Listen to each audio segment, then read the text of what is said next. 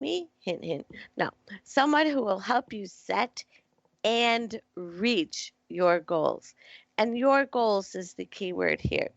If your advisor or your coach isn't helping you reach your goal, then no offense, but you got the wrong advisor. If your advisor is moving your money every month for the simple reason that it gives them fees, but they call it balancing your account, no offense to anybody, but you have the wrong advisor. Okay? That's probably not a good thing because your fees are going to eat up all of your gains that your balanced account would have given you or supposedly gives you. So you want to make sure that even though you don't have a lot of spare time and you're probably just as busy and crazy and stressed as everybody else, you really do want to make sure that you read those monthly statements. And continuing information on money and finances to help keep you current on trends and changes and taxes is a really good thing. Always be prepared to learn something new and useful. This way, you will always be able to take action should you need to make a change to protect you and your family. And another way to create wealth, and it sounds a little bit hokey, but it's true, is to maintain a strong bond to your community and your faith community. It gives you a feeling of inclusion and it produces opportunities to have joy and laughter that doesn't cost $150 for the ticket. A good community spirit and faith will serve you in many, many positive ways. And a good attitude towards money, yourself, and your community is always a necessary item when you're trying to build lifelong wealth. I'd like to suggest that by building wealth, you should combine your giving to those truly in need. And I know it's really hard to tell at times, but if you give to a charity, look them up. How much of what they receive is used as intended, and how much goes to the executive and administrative costs?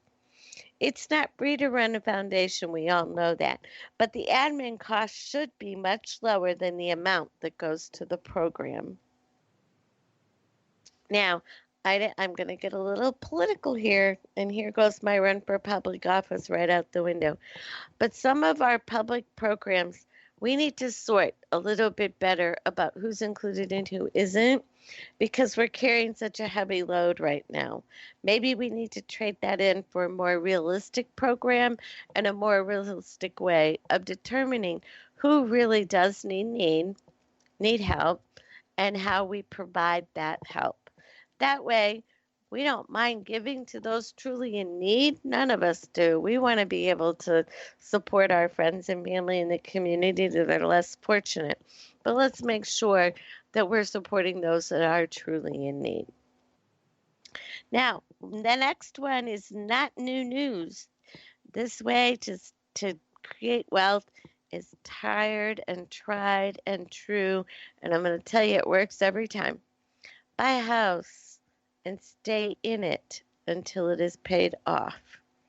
Forget about that stuff you see on TV where people with tiny little jobs buy big, luxurious homes. That's TV. That's not your life or my life or the people down the street's life. I almost laughed this last week. I was watching a show. I don't know what I was doing. I was watching a show. Something about, buying houses and fixing them up and selling them. Anyway, so they did this house. It was 1,100 square feet, two bedrooms. And they sold that house for $770,000 when it was done. If you live in that area of the country, all I have to say is wow, wow, wow, wow, wow. Can you relocate and work remotely? Because that same 1,100 square foot house with two bedrooms sells for less than 100 grand here and in a lot of other places. And we still have the internet. We have indoor plumbing. We have good highways. We have a zoo. We have all the good stuff. Really? $770,000. I had to go and get a glass of juice. I was like, oh my gosh. But think how much nicer your life would be with a reasonable house payment instead of a gigantic old rent payment. So find a house that meets your needs and your budget and do all you can do to stay in it until it's paid off. And don't let the realtor, I know I love them. I work with a lot of realtors. I hate to say anything mean, but don't let the realtor tell you what you can afford because sometimes they don't take everything that is on your budget into account. You really want to have a coach or a good budget that you know so that you can tell them what you can afford. If you can only afford $100,000 house, don't go out and look at $150,000 house because you know what? It'll just make you upset. And it wastes the realtor time and it wastes your time. Try to tell them what your budget is, and they will knock themselves out trying to find you a nice house that meets your budget. And if you need help with this, there's a special web page that I made. It's called I am ready for a house.com. And if you go there, you put your little name and email address in there, you get 2 free gifts. Okay? You get a brochure that tells you the secrets of how to buy a house. And then inside the brochure, there's another free gift, and you have to get it in order to know what it is. Because I'm not going to blab. Ha! So there. The next thing you need for creating wealth is this one's the rough one self discipline, both for your personal spending and your personal habits. Because if you spend, and then spend again, you probably won't achieve the American dream. You won't create wealth. You probably won't buy a house and stay in it till it's paid off because then you'll see a slightly bigger one or a slightly nicer one, and you'll want to sell the one you're in and get the next one, and so on and so forth. But it takes a good, strong choice and a little bit of discipline to get to the dream. Now let's talk cars. This is an important part of wealth, creating wealth. Boom, boom, cars. Everybody wants one. Some people don't need them. If you live in a city, you probably don't own one because you don't need one. You know, if you're going to go away for the weekend to the country, you could rent a car for the weekend. You don't need to own a car there. But for a lot of people, you need to have a car because you live in a more rural community and you have to get from point A to point B on a regular basis. So let's go back to that same 1958 scenario we used in the last show. The average price of a car in 1958 was $2,155. Wouldn't that be great? A really beautiful 58 Chevy Bel Air for about $2,200. Totally cool. Well, and most people in that day and age only had the one car. And they didn't finance them. They saved up, they went out, they said, this is how much money I'm going to spend. Nobody messed with them by saying, well, how much payment can you afford? They went out, they looked at the price tag, they added on the sales tax and anything else that went with it, and they said yes or no. And they got a car. Now, a car tops 40 grand.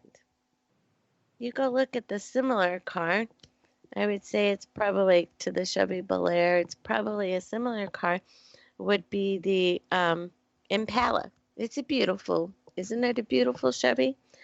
That's over 40 grand these days.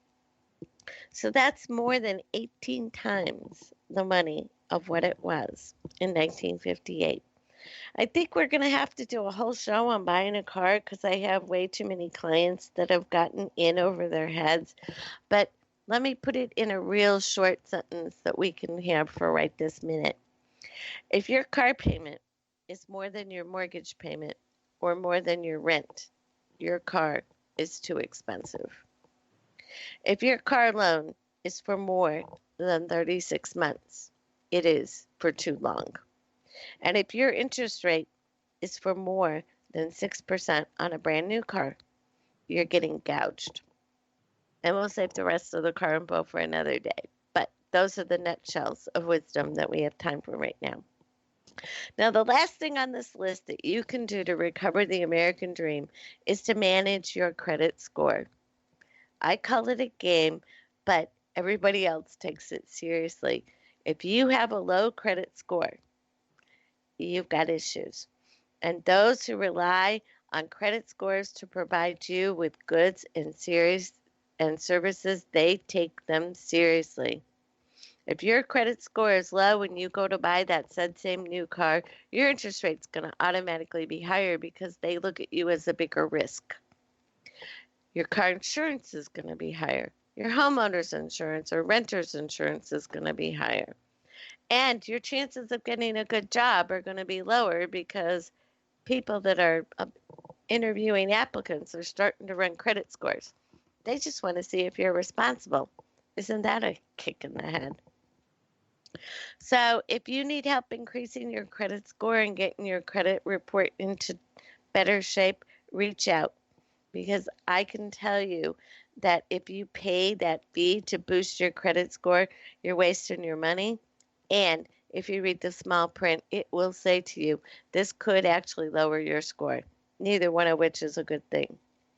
So now some of the things on this list, it's been kind of a long list, but you can do it all on a regular basis and you can do it yourself.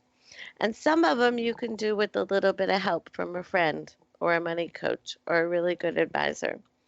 Some may not be done in our lifetime, but we can certainly identify them as things that would eliminate lasting poverty and begin to create wealth for a much bigger group of people. But some of these things you can just reach out and grab it for yourself. You don't have to wait in order to learn how to manage your money and how to budget and how to have just a little tiny bit more discipline. We all have the ability to get a better attitude, to choose to make some changes, and enroll in programs that enrich our lives. It's one of our advantages of being human and being able to make up our own minds. Now, in case you didn't know before, the Forget You program is a step by step program for those who choose to do better, and be money smart.